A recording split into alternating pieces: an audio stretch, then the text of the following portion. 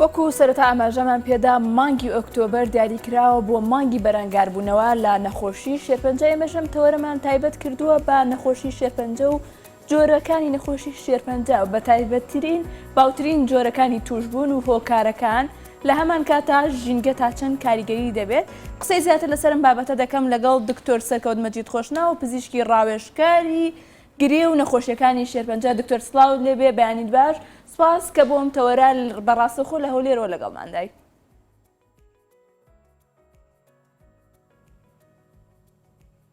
دکتۆر سەرەتا دەمەوێت بەوە دەست پێ بکەم باز لە خۆراک و ژینگە بکەین تا چەند کاریگەری دەبێت لەسەر جەستە و بەتایبەت نەخۆشی شێرپەنجە.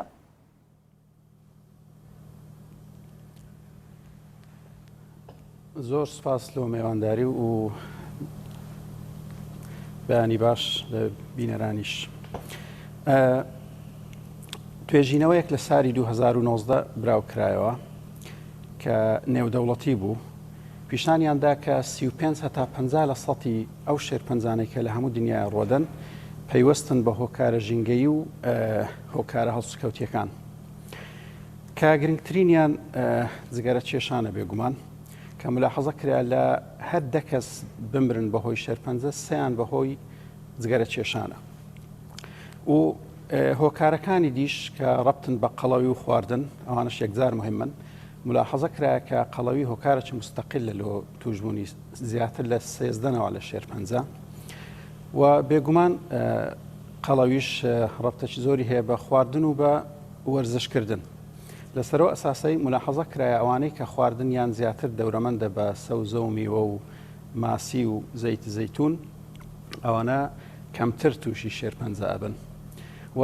وەرزشیش هەر بەخۆی هۆکارێکی مستەقل لە ئەوانەی کە حەڕەکەیان هەیە وەرزشەکەن کەمتر تووشی شێرپەنجە ئەبن. هۆکاری دیش کە هۆکاری ژینگەی و هەڵسوکەوتینەوە پەیوەستن بە شێرپەنجە و هۆکارن بۆ دروستبوونی شێرپەنجە لۆ نمونە خواردنەوەی کحول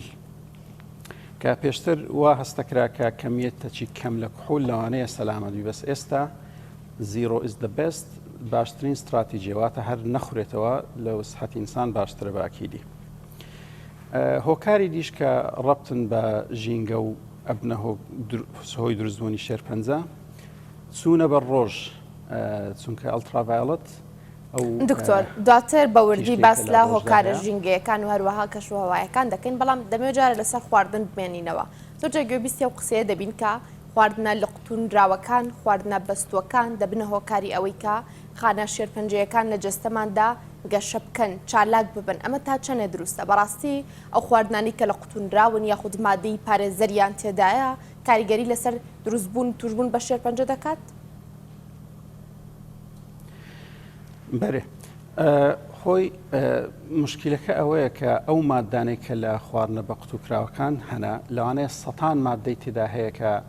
فەحس نەکرانەوەدار ئەنتێستد، نازانین کە خطوڕەکەیان چەندە.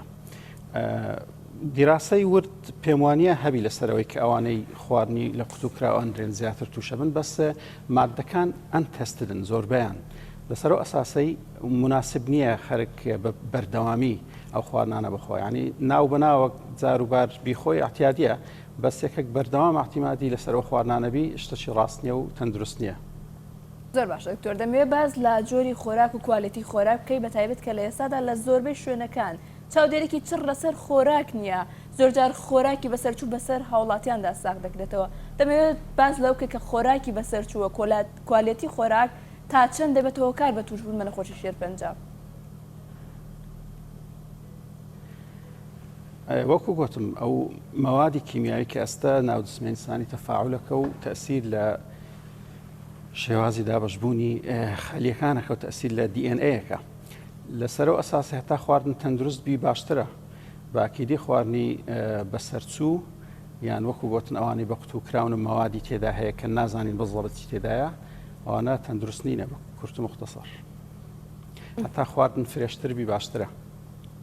باشە، بەستمان لە خواردنانە کرد کە بەگشتی کاریگەریەکی نەرێنی دروست دەکەن، بەڵام ئەو خواردنانە چین کە کاریگەریەکی ئەرێنی دروست دەکەن جەستەی ئێمە لە توشبوون بە شێرپەنجە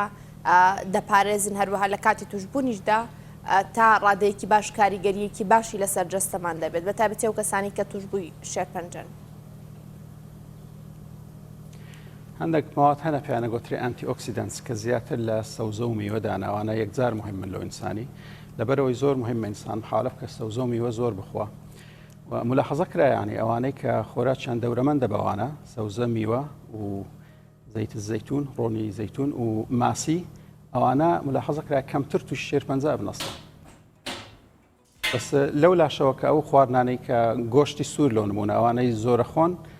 بە بەردەوامی لۆ فترە چگەلک زۆر معڕەسترە بن لە خەرشێری تووشی هەندێک شێرپەنجە من لۆ نمونە شێرپەنجەی کۆڵۆن. زۆر باشە دکتۆر دەمەوێت باز لە هۆکارە ژینگەیەکان بکەین ئایا هۆکارە ژینگەیەکان تا چەند کاریگەری لەسەر جستەی مرۆڤ دروست دەکەن بە تایبەت ئەم گۆڕانکاریە ژینگانی کە لەم ماوەی دواییدا ڕوویدا. وەکو لە بیدایەت باسم کرد توێژنێوەی نوێ دەوڵەتی کە لەسەر ئاستی هەموو دنیا بوو ساری 2019 براو کرایەوە ملاحەزان کرد هەتا نێزیکەی 50% ئەو شێرپەنجانێک کە لە ئینسانی دروستە بن بەعام هەمویان 150 پەیوەستن بەو هۆکارە ژینگەیانە. معنای چیەوە؟ معنای ئەوەی ئەگەر ئەمە بتوانین خۆ بپارێزین لەو هۆکارانەی کە معروفن احتیمالی شێرپەنجە زیادەکەن ئەتوانین کەمیەتە یەکجار زۆر لەو شێرپەنجانە مەنع بکەین و محاولە بکەین ڕوونەدەن. چونکە ئەمە کە باسی هۆکارەکانی شێرپەنجە ئەەکەین مەفروضە لەو ڕوانگەیەوە باسکەین کە کوو مردن کەم بکەینەوە. چونکە ئێستا شێرپەنجە بە دووەم هۆکاری مردندا ئەندرێ لە دنیا لە دوای نەخۆشەکانی دڵ. کەواتە هۆکارێکی یەکجار گرنگە لەوە مردنە ئینسانی لەسەرەوە ئەساسێک گەرەمە محاولە بکەین ئەو وا بکەین خەرک کەمتر توشبی ڕێژەی ئەو مردانە کەمەکرێتەوە. زۆر باشە لەبەرەوە زۆر مهمە بزانین هۆکارە ژینگەیەکان بزەبەت چنە. زۆر باشە دکتۆر دەمەوێت بزانم هەندێک جار باس لەوە دەکرێت کە پاشماوەی پزیشکی تێکەڵی خاک دەکرێت بە شێوازێکی نادروست فڕێ دەدرێت و هەروەها لە پاڵ پاشماوە پزیشکیەکاندا هەندێک جۆری دیکەی پاشماوەیە کە کاریگەریەکی نەرێنی لەسەر ئاوی ژێرزەوی لەسەر خۆڵ و هەروەها لەسەر ژینگەی ئێمە دروست دەکات و دەبێتە هۆکاریەوەی کە شێرپەنجە یا خۆڵخانە شێرپەنجەکان لە جەستەی تاکدا چالاکتر ببن. لەسەر ئەمە چی دەڵێیت؟ ئەوان ئەوانەی ئیخسائینە لە مەجای ژینگە و پرسیارە لەوان بکرێ لەوانەیە بە دقەتتر جواب بدەنەوە بەس بەشکلە عام تەفاعلی ئینسان لەگەر ژینگە لە ڕێی خواردنە زیاتر و لە ڕێی هەناسەدان و ئەگەر ئەو ژینگەی کە تێیدا ئەژی هەوایەکەی خاوێن نەبی چەندەها مەعمەلی لێبی ئەو هەموو سیارە هەبی ئەو ماوەدانێک کە لەو مەعمەل و سیارانە دەرەچی لەوانەیە سەتان مادەی تێدایە کە پێیانە گوترێت کارسینۆجین ینی شێرپەنجە لە ئینسانی دروست دەکەن. و هەم ئەو هەوایە و هەم ئەو ئاوای ئەی خۆیەوە ئەگەر ئەویش ماوادی خراپی تێدابی ئەوەش دووبارە و ئەو خواردنانێک کە ئەی خۆی ئەگەر تەندروست نەبن بە شێوەیەکی ڕێکوپێک دروست نەکرابن و گەشەیان پێ نەدرابی دووبارە ئینسان معڕەزە بی تووشی شێرپەنجە بی. لەبەر هەندێک مەفروضە ژینگە بە تەواوی بپارێزرێ و مەجال نەدرێ هەوا و ئاو و خواردن و ئەوانە بە شێوەیەکی ناتەندروست بەردەست بن لە بۆ خەرچی. زۆر باشە دکتۆر باسمان لە چەند هۆکارێکی توشبوون بە شێرپەنجە کرد. دەمەوێت باز لە شێرپەنجە خۆی بکەین جۆرەکانی چین بە تایبەت باوترین جۆرەکانی لە نێوان کۆمەڵگە و توشبوونیان کامانن. بەێ طبعاً شێرپەنجە کەلیمەی شێرپەنجە وشەیەکی چەترە کە هەموو ئەو نەخۆشیانە لە خۆ ئەگریتەوە کە تیاندا چەند خانەیەکی طبیعی ئەگۆڕێن لۆ خانەی شێرپەنجەیی و بەو معنایی کە خانەکە ئەو قابلیەتی تێدا دروستەبی کە بەردەوام دابەشەبی و زۆرەبی و عدەدی خانەکان زۆرەبی زۆربەی جار گرێک دروستەکە و ئەگەر ڕێگە لەو تەشەنەکردنە نەگیرێ زۆر جارەبیتە هۆی مردنی کەسەکە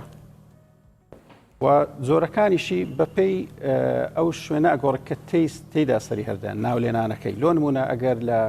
خانەکانی مەمەک سەر هەردە پێگوترێ شێرپەنجەی مەمەک و ئەگەر لە خانەکانی گەدە سەر هەردە پێگوترێ شێرپەنجەی گەدە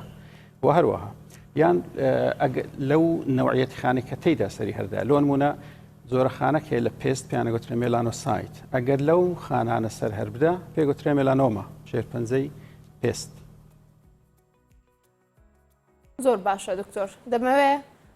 بزانم لە ئێستادا کە ئەم مانگە تایبەتە بە بەرەنگاربوونەوەی شێرپەنجە و بە دیاریکراوی ئێمە تەورەکەمان ئەمڕۆ لەسەر شێرپەنجەی مەمکە دەمەوێت بزانم لەم ساڵانەدا گەشەسەندن و زۆربوونی ئەم نەخۆشیە تا چەندێک زۆربوونی بەخۆیەوە بینیوە. ئەمە ئەو مانگەی ئۆکتۆبەر لە بیدایەتەوە لە ساری 1985 مثلا مؤسسەك وایان کرد کە ئەو مانگە بە مانجی هۆشیاری شێرپەنجەی مەمەک بناسنرێت کە بارزترینیان ئەمریکن ئەکادمی ئۆف فامیلی فیزیشنز ئەکادمیای ئەمریکی بۆ پزیشکانی عائیلی ئەوانە وایان کرد کە ئەو مانگە بناسنرێت بە هۆشیاری شێرپەنجە و تێیدا خەرک هۆشیار بکرێتەوە. طبعاً وەکو گوتن لەبەرەوەی ئەو هۆکارانەی کە ئەبنە هۆی دروستبوونی شێرپەنجە زۆریان معروفن لەسەرەوە ئەساسی هەتا خەرک زیاتر هۆشیار بکرێتەوە چانسی مردن بۆ نەخۆشیە کەمترەبی و یەکەش لە طریقەکان پشکنینی پێشوەختەیە لەو مانگەی خەرک زیاتر هۆشیارەکرێتەوە. طبعاً هەتا زیاتر ئەو پشکنینی پێشوەختە بکرێ و هەتا زیاتر خەرک خۆی لە هۆکارەکان پارێزی ڕێژە مردن کەمترە بتۆ لەسەرەوە ئەساسی لە خلالی لە 85 هەتا ئێستا ڕێژەی مردن ملاحەزە کرایە فعلەن کەم بوویتەوە چونکە مەسەلەن لەوانەیە لە وڵاتی مەکەمتر بەس لە وڵاتە وەکو بەریتانیا چەندەها کەیس ئەبینی کە لە حالەتەکی زۆر بیدایی تەشخیصکرانە بە واستەی مەمۆگرام بە واستەی پشکنینی پێشوەختە ئەو نەوعانە تەوان چارەسەریان زۆر ئاسانترە و چانسی تەواو چابوونەوەیان زۆر بەرزە ئەگەر بێت ئەو مەمۆگرامە نەکرابە لۆ نمونە پاش 6 مانگێکیان هەتا سارێک نەخۆشەکە احتیمالە ئینتشاریشی بکردبە ئەو جەهات باکن دکتۆرەکان کە ئەو کاتی عیلاج ئاسان نەبوو زەحمەتترە بوو چانسی مردنیش زیاترە بوو کەواتە لەو چەند ساری ڕابردی 15-20 ساری ڕابردی ڕێژەی مردن بەو نەخۆشیانە کەمتر بوویتەوە لەبەر ئەو هۆشیارکردنەوەە. زۆر باشە دکتۆر باسی لە پشکنینی پێشوەختەکە کە پێویستە ئەنجام بدرێت بەڵام زۆر جار کەسەکان پشکنینی پێشوەختە ئەنجام نادەن ئایا ئەو نیشانانە چین کە لەو کەسەدا دەردەکەون کەوای لێ بکە پێویستە بڕات پشکنینی پێشوەختە ئەنجامدا؟ بەێ طبعاً پشکنینی پێشوەختە تعریفەکەی ئەوەیە کە ئەتو هیچ نیشانەت نەبێ ئەو زابچی ئەگەر نیشانەت هەبوو چووی پێ ناگۆترێ پشکنینی پێشوەختە مزۆڵەت ئەوەیە ئەچی تحقیق تێدا بکرێ بزانە ئەو نیشانەت چییە. پشکنینی پێشوەختە ئەوەیە تو کە هیچ نیشانەت نەبی ئەو جابچی چونکە لەوانەیە ئەو شێرپەنجەیە کە لە بیدایەت دروستەبی هیچ نیشانەی دروست ناکە بە ئاکیدی چونکە زۆر بیداییە بەس بە پشکنینی پێشوەختە بە مەمۆگرام کە زیاتر ئەو ڕۆباسی شێرپەنجەی مەمکەکەی لەوانەیە گرەیەک شتێکی پیشان دەکا 2 میلیمتر 3 میلیمترەکە مستحیلە بە پەنجە بەدەست هەستی پێ بکرێ ئەو کاتی کە لەو مەرحەلە بیداییە هەستی پێەکەی مهمەکە لەوەیە کە تو چانسی چابوونەوەی یەکجار زۆرەبی بەس ئەگەر شخصێک نەچی پشکنینی پێشوەختە نەکە و پانەخواستە توی شێرپەنجەی مەمەکبی هەندێک نیشانە هەنە کە ئەکرێ باسییان بکەین. یەکەم بوونی گرێ لە مەمەک یان لە ژێرباڵ چونکە بەشەکی مەمەک پێوترێت تیل ئۆف سپنس لە ژێرباڵە و هەروەها چەند گرێکی لیمفاویش لە ژێرباڵ هەیە. ئەگەر شێرپەنجەکە لە ناو مەمەکبی ئەوە گرێکە لەوێ هەستی پێکرێ واگەر لە تیل ئۆف سپنس بیکە لە ژێرباڵ هەیە گرێک لە ژێرباڵ هەست پێکرێ وە گرەی ژێرباڵ لەوانەیە هۆکارەکەی ئەستوربوونی گرێ لیمفاویەکان بی کە شێرپەنجەکە چوبیتە ناوی ئەوە گرێ. دوو گۆڕانکاری لە پێستی مەمەک زاریوا هەیە مەمەک سۆرە بتەوە کە زۆربەی جار هۆکاری سۆربوونەوەکە ئیلتیهاباتە بەس هەندێک زاریش لەوانێ شێرپەنجە بی و لە پێست لەوانێ هەندێک زار شوێنێک پێست بچیتەوە ژۆرێ کەوا تەبیعینە لەبەرسی چکە گرێک لە ژۆرە ڕایکێشایە لێ پارچەکە چیتەوە ژۆرەی بەشەچی کە لەوانێ بەس بە دەست برنکردن باسک برنکردن هەستی پێ بکرێنێک بە حالەتی ئەتیاری. هەندێک نیشانەی دی لە گۆی مەمەک مەسەلەن ئەگەر گۆی مەمەک ئیتیجاهەکەی بگۆڕێ خۆی بە تەبیعی ڕووی لە دەرەیە بەس ئەگەر ڕۆکەی چۆلایەکی دییان بەرەو ژۆرێ ڕۆیشتەوە ئەوە تەبیعی نییە یان هەندێک زار گۆی مەمەک خوشتی تێدا دروستەبی ئەخورێ وەکو ئەگزیمایکی تێدا بە دیارەکەی ئەوش لەوانەیە هەندێک زار نیشانەی شێرپەنجەی مەمەکبی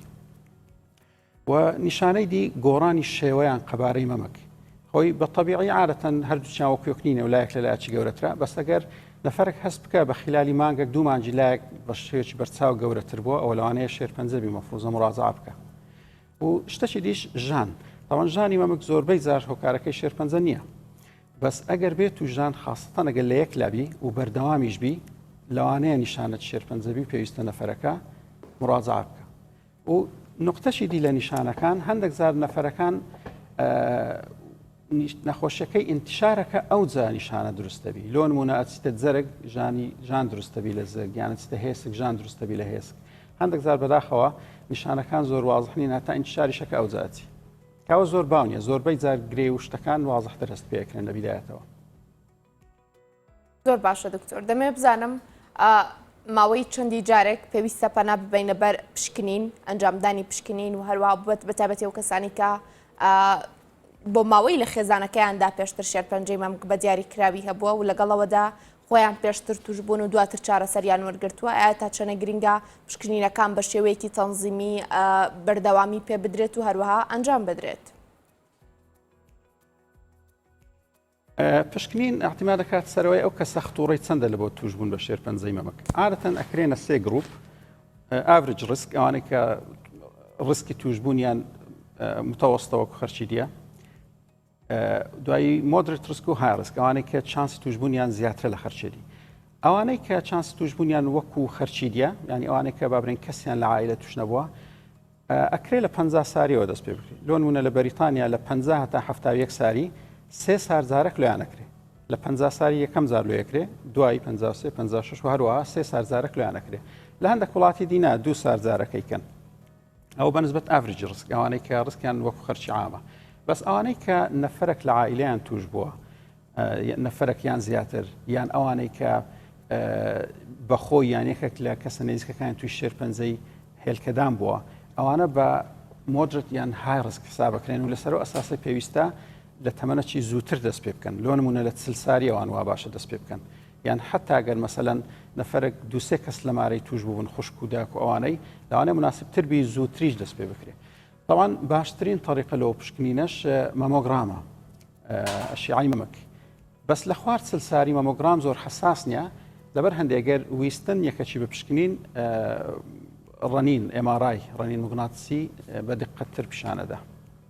زۆر باش. کەواتە لە 40 یان 50 ساری لەو مایە دەست پێ بکرێ و 2 یان 3 سارجارێک دووبارە بکرێتەوە.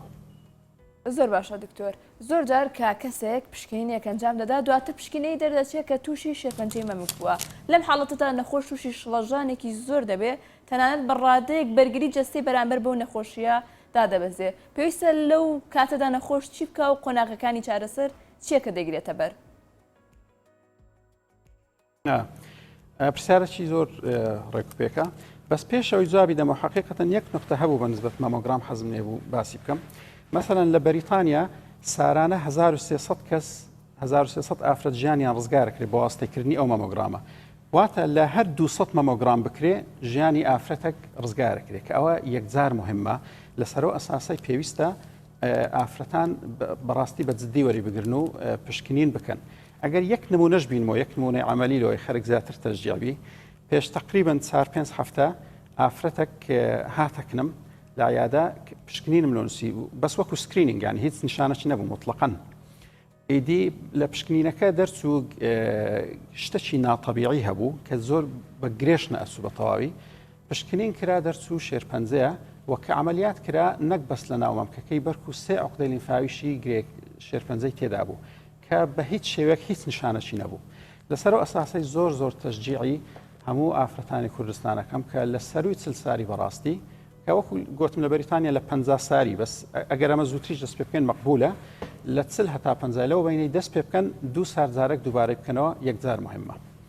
بینە سەر و پرسیاری جەنابەت کە ئەگەر ئافرەتێک هەستی بە نیشانە کرد لەو نیشانانەی کە باسن کردن چ بکە؟ طبعا حالە طاریئە نییە، پێی ناوێت دەم و دەست هەر لە خلالی 2-3 ساعتی بستەکەن دکتۆری نەخێر، حالە طاریئە نییە، بەس لە خلالی چەند ڕۆژێکی وا باشە مراجعەی پزیشکێکی پسپۆری شێرپەنجە بکە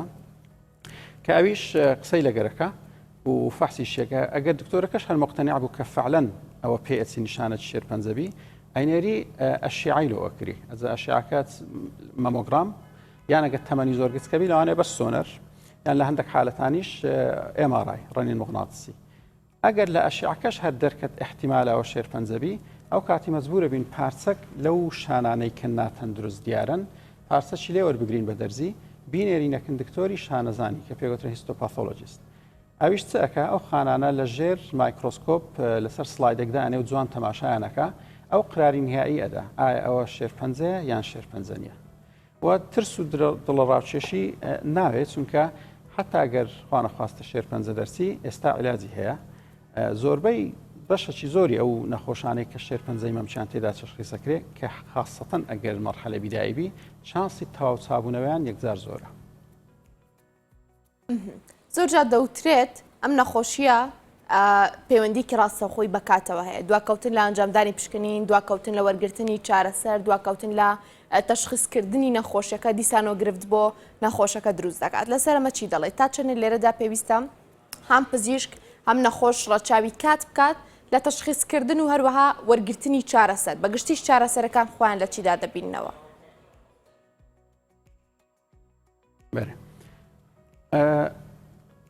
زۆر گرنگە هەتا زووتر تەشخیص بکرێ چارەسەری ئاسانترە چونکە کات وا ئەکا کەمیەتی نەخۆشیەکە لە جسم بەرەبەرە زیاد بکە مەسەڵەن لە بیدایەت کە نەخۆشیەکە دەست پێکەوە وەکو گوتم هیچ نیشانەچی نییە بە چەند میلیمەترێک لە بیدایەتەوە یەک خانەیە ئەسڵەن دوای بتە 2 خانە و 4 خانە و 8 خانەوە کە لەو کاتی هیچ نیشانێک نییە بە ئەکیدی دوای کە تۆزە گەورە بوو ئەوجا لە مەمۆگرام هەستی پێکرێ دوایش ئەگەر هەر بەویش تەشخیص نەکرا ئەوجا حەزمەکەی گەورەترە بی و نیشانە دروستەکە طبعا هەتا زووتر تەشخیص بکرێ علاجی ئاسانترە و چانسی وی هەیە کە مەمکەکە هەموو لێ نەکرێتەوە بە عملیات و چانسی وی زۆر زۆرە کە بە تەواوی چابێتەوە بەس ئەگەر بێت و کاتەکە ڕەچاو نەکراوە یان نیشانە دروست بوو نەخۆشەکە ئێهمالی کرد نەخۆشم زۆر جار دیتە هاتیە ئینتیشاری کردێت سویتە هێزکەکانیشی مەسەلەن هەم هێزکی پڕ بووە گرێکەشی نزیکەی سارێک زیاتر هەست پێ کردێت پێم گوتی لۆ نەهاتی زووتر ئەرن نەوێران بێم کەواتە کە کاتەکەی ئێهمال کرد و هەر نەهات هەر تاخیری کرد لە ساڵحی خۆی نیە مزەڵەت ئەوەیە مەجای دایتە نەخۆشیەکەی کە بەردەوام گەشە بکە کەواتە کورت مختصر وا مناسیبە پێش ئەوەی هیچ نیشانە کەس پێ بکرێ مەمۆگرام بکرێ بەس ئەگەر بێت و نیشانە دروست بوو هیچ تاخیر نەکرێ باشە و لە خلالی چەند ڕۆژێک مراجعە بکرێ و بە زووترین وەخت علاجەکان دەست پێ بکرێن ئەگەر باسی علاجەکانیش بکەین مهمترین علاج لە بۆ شێرپەنجەی مەمەک عملیاتە نەشتەرگەری کاویش دوو ئۆپشنی هەیە دوو اختیار هەیە یان مەمکەکە هەموو لێ بکرێتەوە یان بەشەچی مەمکەکە لێ بکرێتەوە کە زۆربەی جار بەشەچی مەمک لێ یەکرێتەوە ئیلا گەر حالەتەکە ناچاری بی ئەو جار پێویست بکە مەمکەکە هەموو لێ بکرێتەوە و بێزگە لە نەشتەرگەری چارەسەری هۆرمۆنی چارەسەری کیمیاوی و چارەسەری تیشچی کەم جار هەیە بە تەنێ یەکێک لەوانە کافی بی زۆربەی جار بە کۆمبینیشن زیاتر لە یەک علاج بەکاردێت و ئەوەی نەخۆشیەکە بنبڕ بکرێ زۆر باشە دکتۆر ئاماژەت بەوە کرد هەندێک جار بەشێکی مەمکەکە دەبڕدرێتەوە هەندێک جار پێویستە مەمکەکە هەمووی ببەردرێتەوە ئەگەر تەنها بەشێکی ببەردرێتەوە مەترسی ئەوەی نییە دواتر لە بەشەکانی تری مەمکەکەدا دووبارە گرەیەکی شێرپەنجەی سەر هەڵبداتەوە یاخود ئەگەر بڕینەوەی مەمکەکە بێ بە تەواوەتی مەترسیەوە نییە لە لایەکەی دیکە بە هەمان شێوە گرەیەکی شێرپەنجەی سەر هەڵبداتەوە دارەچی زۆر ڕێک کوپێکە طبعا ئەگەر بەشەچی مەمەک لێ بکرێتەوە پێش عملیاتەکەی دەبێمە مطمئین بین کە فعلەن یەک گرێ هەیە یعنی ئەو بەشەی کە لێ یەکەینەوە هەموو شتەکان لە خۆی گربیشت خانە ناتەبیعیەکان ئەگەر بێت و لە ناو مەمکەکە دووسێ گرێ هەبن یەک لەو لایبی یەک لەو لایبی کە نەکرێت بە یەکزار هەمووی لێ بکەوە ئەو کاتی دەبی هەموو مەمکەکە لێ بکرێتەوە بەس ملاحەزە کرایە ئەگەر بێت و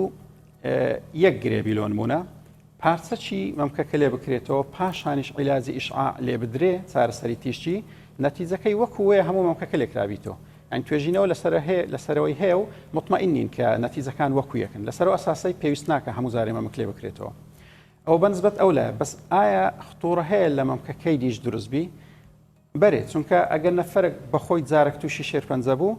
لەوانەیە لە خەرچی دی معڕەسترە کە جارێکی دیش هەمان شێرپەنجەی تێدا ڕووداتەوە لەسەرەوە ئەساسی ئەمە پاش عملیات ینی پاشەوەی کە گرێ شێرپەنجەیەک هاتە دەرێ هەندێک علاج دەدەینێ نەخۆشیەکەی کە پێیان گوترێت ئاجوڤەن تێراپی هەدەف لەوەی ئەوەیە کە چانسی گەڕانەوەی نەخۆشیەکەی کەمترکەینەوە لۆ نمونە 5 تا 10 سار عیلاجی هۆرمۆنیان ئەدرێتێ ئەوە وا ئەکە کە ئەو نەخۆشیە چانسی گەڕانەوەی کەمتر بی هەم لە هەمان مەمەک و هەم لە مەمکەکەی دیش سپاس بۆ دکتۆر سەرکەوت مەجید خۆشناو پزیشکی ڕاوێژکار بۆ چارەسەری گرێ و نەخۆشیەکانی شێرپەنجە سپاس کە لەم تەورەی بین باش کوردستان لەگەڵمادا ئامادە بووی سپاس بۆ دکتۆر سپاس بۆتەوە